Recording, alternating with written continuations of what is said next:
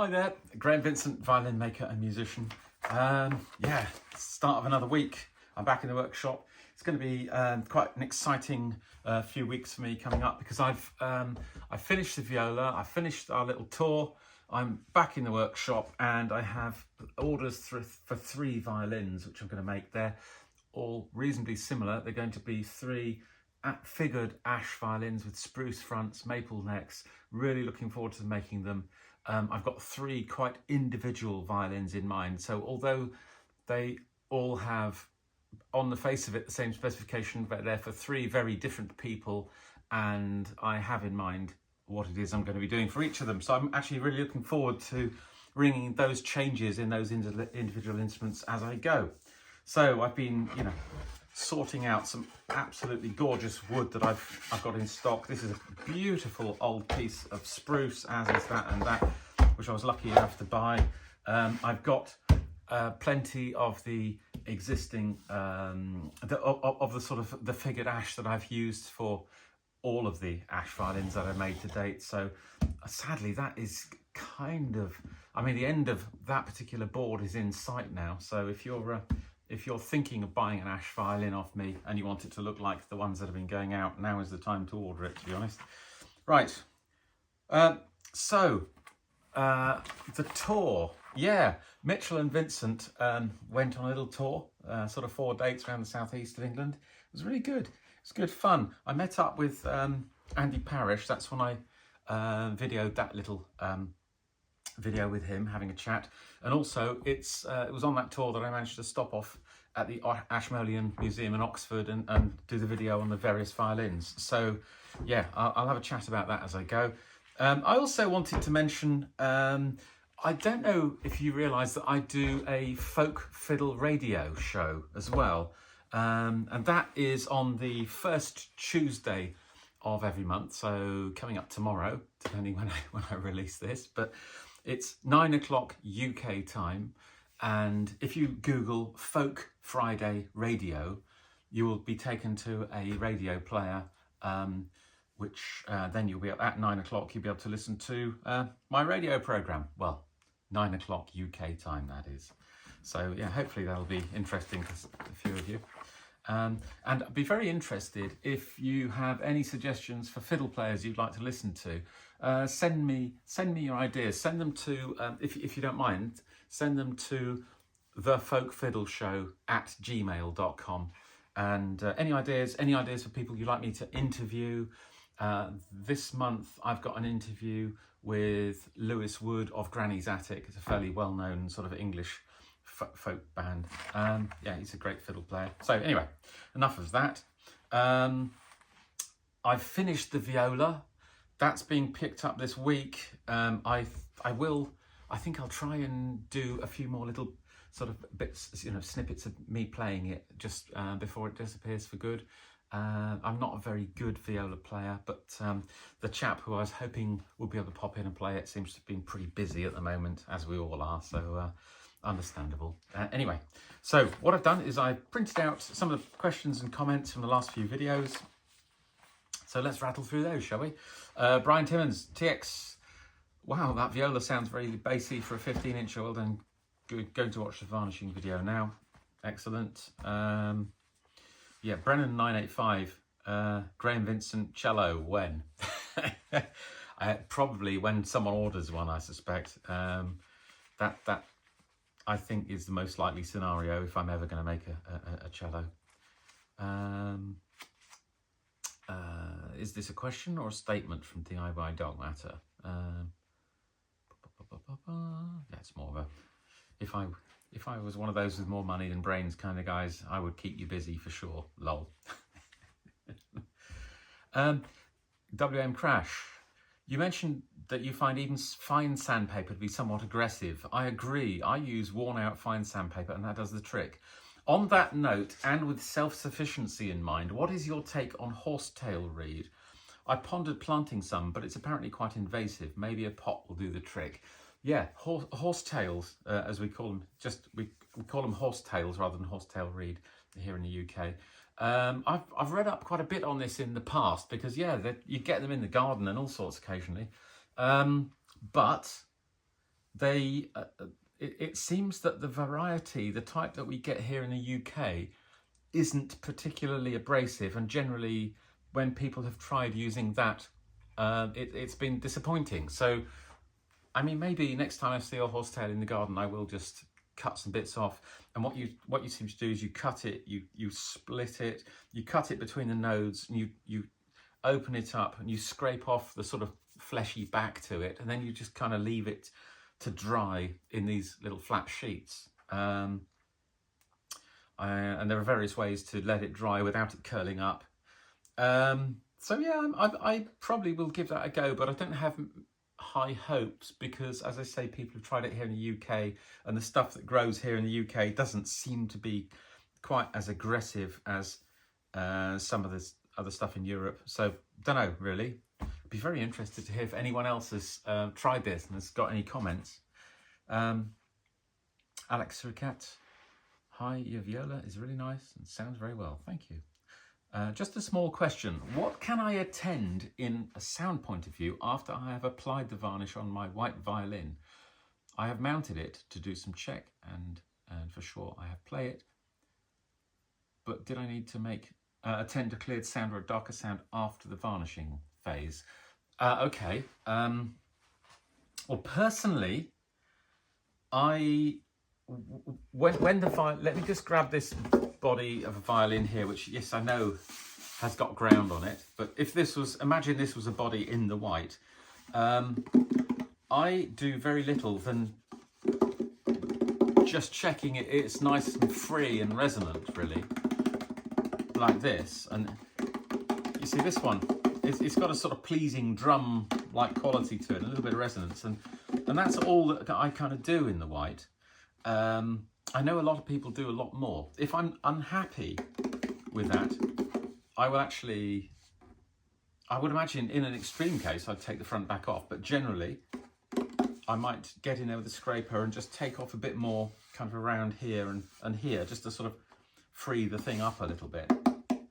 But that's all that I tend to do in the white. I don't personally put fittings on it. I don't string it up in the white, and I know a lot of people do. I wait until after it's been varnished, and then when I string it up for the first time, I still have a lot of control available by sound post position and the thickness, the weight, the style, the design of the bridge, and how much is cut away from the bridge. So that's what I tend to do, and also even string choice, of course. So I tend to rely on those things after the event, and I'm not necessarily recommending that as the best way to do it. I'm simply telling you that's how I do it, for better or for worse. That's how I do it anyway. So that's my answer to your question, and other people will probably give you a completely different answer. Fireman 9143, you've discussed some of the ways you created the shape of the viola. How did you decide on the ratio and sizes of the peg box and scroll? Just eyeballing, or was there a size reference? I'll tell you exactly what I did. I knew the string length that I was aiming for. I knew how I was going to achieve that in relation to the body, and basically that gave me a neck length that I wanted. So I took my standard violin neck, which, you know, for example, that is that one there, and then I scaled this to give me the neck stop that I wanted, and that just took the scroll with it, so that I was going to have a balance between the neck and the scroll. So that's the way that I did it. I did it as simply as that.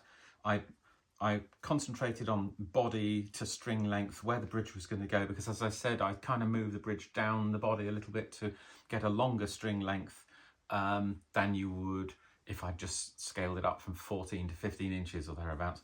So that's what I did. I kind of just let the scaling up of the neck take the scroll with it. That's how I did it. Again, all these things is just me saying how I go about things. It doesn't necessarily mean it's a particularly good or clever way. It's just what I did. Digdoon. Why do violin makers have the fingerboard attached before they put the finish varnish on, as this does make it difficult to varnish under it? Right, well, I think most of them don't. I think most violin makers actually will fit the fingerboard in the white, they'll get everything prepared, and then they'll take the fingerboard off, they'll mask up the top surface, they will then do the varnishing, and then they will put the fingerboard back on. And because, as you say, it enables them to access, you know, this area, for instance. However, I don't, and some others don't as well. And one of the ones who definitely didn't was Stradivarius. And we know that because on, for example, there's a viola that he made for the Spanish court, where, and it's one of the least tinkered with kind of violins or violas, you know. It's so original. Everything about it is original. And there's a great big patch of unfinished timber underneath the fingerboard, which he just ignored when he was varnishing it. And I mean, I tend to reach further in than that with a brush. I try not to leave any area as bare wood, but for me, actually putting the fingerboard on once and then just going straight from there works very well. I like doing that. That way it removes a couple of extra operations of actually unfitting the fingerboard, then fitting it back on, you know, and any sort of feeling of little steps and so on that you might get back in when it's put back on. So again, you know, there's more than one way of skinning a cat, and this is the way that I tend to do it. So yeah, that's my answer to that one. So those were comments on video number 166. Let's have a look at some of the comments on video 167. This is the one where I did the varnishing of the viola, and I took you right the way through the particular process on that one, from it being in the white to me playing it. Monty Latham, really like that process, sounds good too. Thanks, Graham. Thank you, Monty. Stash Manley 4418, I've never seen this egg white used as a grain sealer before. Kind of blew my mind, but it makes sense knowing how egg dries on things. Thanks for that. And I really like the hand rubbed finishing. I picked it up from repairing Grandpa's fiddle. I hand rub my furniture finishing when I make something. I really do best this way. Great video, Graham. Thank you. So yeah, the egg white, it's fantastic finish. I mean, egg white, and also, I mean, egg yolk as well is used in all sorts of finishing processes. Even what's the there's a I can't remember the name of it, but there's a type of mural painting where the paint is applied onto wet plaster, and I think a lot of the time that was done using egg. Yeah, I mean, there's all sorts of techniques that do use egg, and it really is quite a long-lasting and useful material. Great stuff. Andrew Parrish 437. Wow, the leather dye thing's fascinating. Yeah, it was. It's the first time as I said, it's the first time I've used that particular brand, that technique, but it worked really well. I was very happy with it.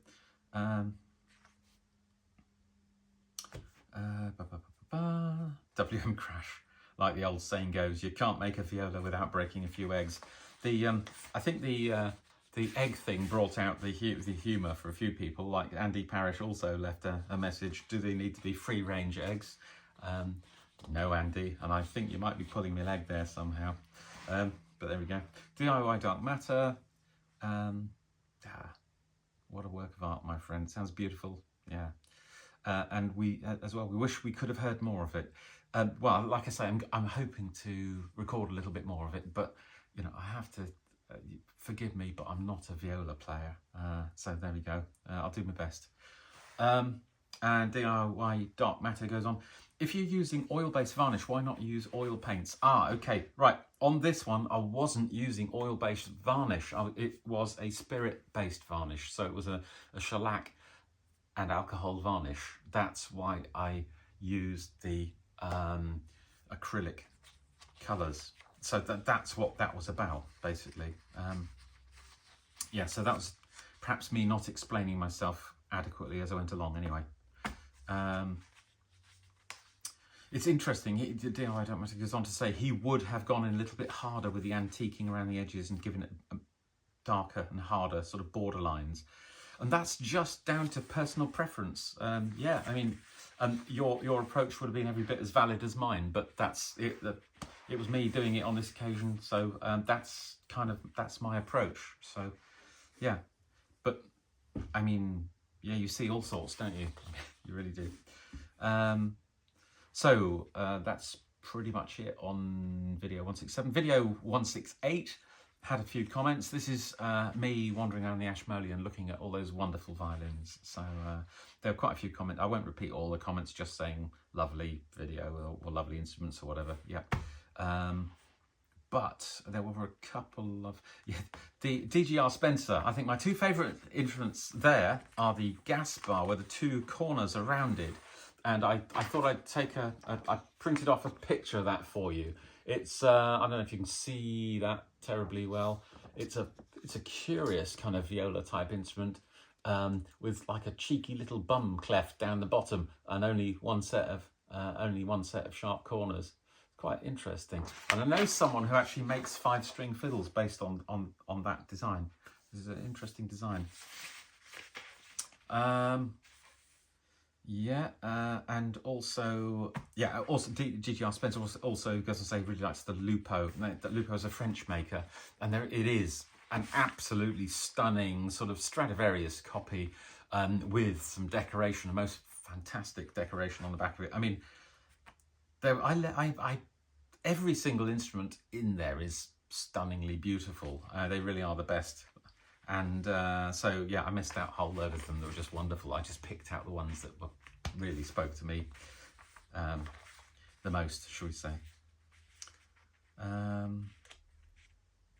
There's a bit more of a question from DIY Dark Matter. Now that you've seen the works of the masters, when will we see if some of that inspiring artwork influenced future work from Master Graham Vincent?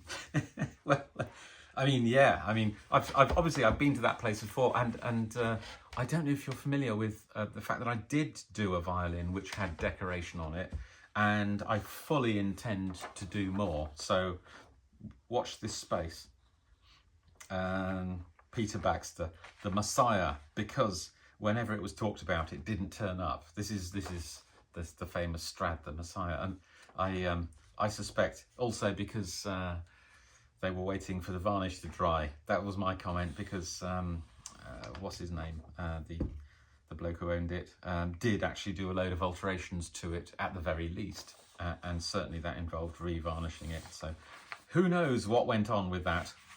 I don't think I think the truth about the Messiah violin is quite murky, personally, but we'll see. No one really knows at this point in time. All they know is that certainly the timbre in it is very similar to, well, it's from the same batch that Stradivarius used for another couple of violins. But funnily enough, one of those is a violin that also went through the hands of this particular French violin dealer, whose name escapes me, just for goodness sake. What is his name?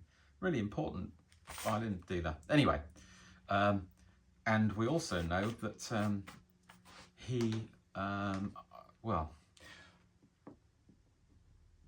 Count Cosio bought a load of timber from Stradivarius's workshop after his death, and we know that he also sold a load of stuff to this French violin dealer. But what am I going? Who knows? Who knows? Who knows? Who knows? Right. Video 169, I catch up with Andy Parrish. How is he progressing? This was lovely. Andy popped along to see one of our gigs, and he came along early, and we had a really good chat. I had to play on a violin that he's made recently, the oak one, yeah, it was great. But one of the things that really seemed to spark interest was Andy's approach, which is to make a lot of violins and just learn, get the mistakes out the way. And there's a couple of people who are kind of, well, there's one person, Niels Field Herping 7340. I would say, rather than try to make one, rather try to make one exceptional violin in the same time it would take to make 10 violins. As a beginner, one always wants to rush to hear what it's going to sound like, but it's going to sound like a violin. Making a violin that looks great in all aspects will be so much more rewarding. Just my 2 cents.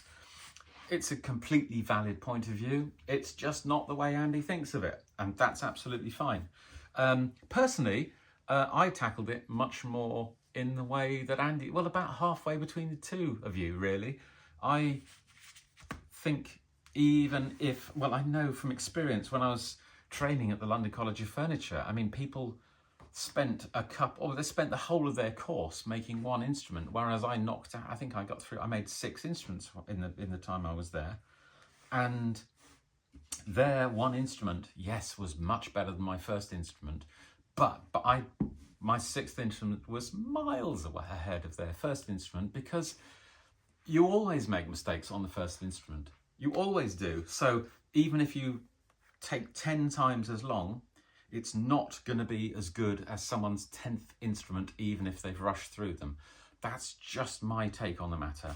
And not only that, but when you come, having spent 10 times as long to make one violin, the next violin that both of those approaches make, one of them, it's the second violin that person's made. So they will be picking up a neck blank and carving their second scroll. And it will have been such a long time since they made the first scroll that they'll have to try and remember how they approached it, what tools they were using. There won't be fluidity in how they work, whereas it will be the 11th scroll that the other person has made, and so they will know the tools they use, they'll have a fluidity, they'll know what they're doing. So personally, I think actually just getting in there and working at the speed you want to work at, and if you want to work quickly, make a lot of them, then that's the approach that I would go for. But again, who's right on this one? Who knows? Is there a right and wrong? Stashmanly 441A says, spot on about repetition. But with my other experience, I believe I can make a playable 16.5 viola for myself from your plans. I may not be good with drawing the plan, but I can manufacture your plans fine. I have been listening to violas and really honing my ears. Yeah, what's the worst that can happen? I can try and make a better number 2. Well, exactly. Yeah, it's...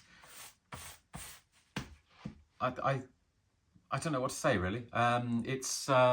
We are all different, and we all try and get through this in our own particular way. I very much admire the way Andy's tackling it. It's not dissimilar to the way I learnt, and it's an approach that I would probably recommend. If someone was asking me what they should do, I would say get in there and work quickly, enjoy yourself, make the mistakes. You know, by the time you're into your sort of 3rd, 4th, 5th, 6th violin, you should be being much harder on yourself in terms of quality and smoothness and lines and everything. And really every single violin you make, and I do this myself now today, you should be trying really hard to make it better than the one you did before. It's like the old Japanese Kaizen philosophy, isn't it? Small incremental improvements in everything that you do. Yeah, I believe that. It's definitely, that's the way to do it for me. Jeff034, are the weights you mentioned with fittings or just the violin? Okay, when you weigh a violin, you tend to weigh it with everything on, sort of, you know, tune pegs, strings, fingerboards, bridge, tailpiece, but not with the chin rest and not with the shoulder rest. So so effectively, that's the barest that it can be and be playable. So that seems to be the adopted kind of approach to weighing a violin. And it's one that makes sense because, as I say, you don't have to take it to bits to get the weight of it, you know, and it's still playable at that stage. So hope that answers that one. Right, I am going to crack on with what I've got to do here. I might do a little sort of slow motion thing, but, time lapse, but it'll just be me wandering around looking at bits of wood. But anyway, so we'll just see what happens. But I shall sign off. I'll say thank you very much. Send me any questions you've got about violin making. If you get a chance, tune into that radio program, like and subscribe and all of that sort of stuff. I do appreciate this has been a bit of a long-winded and boring video, but there were some questions that needed answering. Okay, see you soon, folks. Cheers.